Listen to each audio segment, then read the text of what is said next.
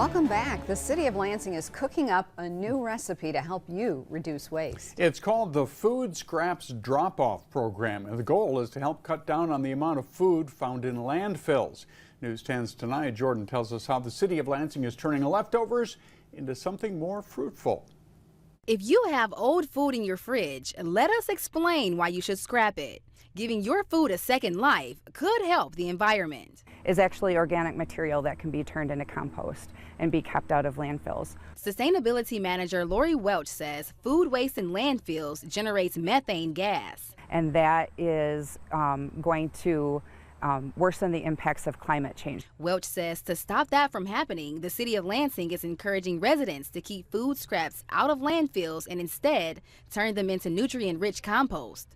It's a great way to repurpose some of our waste. Lansing Mayor Andy Shore says composting is like recycling food and turning it into soil that helps preserve the earth and his family garden.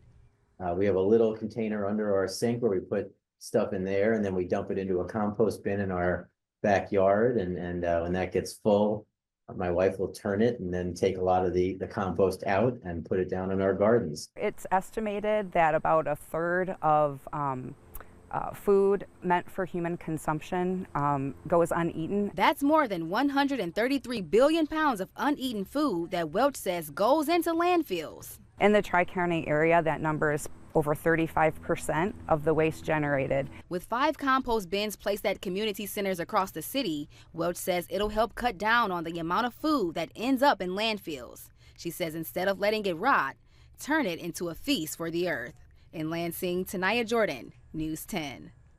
The first 200 people to sign up for the Food Scraps Drop-Off Program will get a free 2-gallon bucket to help them collect food scraps right at home. We have a link to register on our website, WILX.com. What are food scraps? I've raised 3 boys.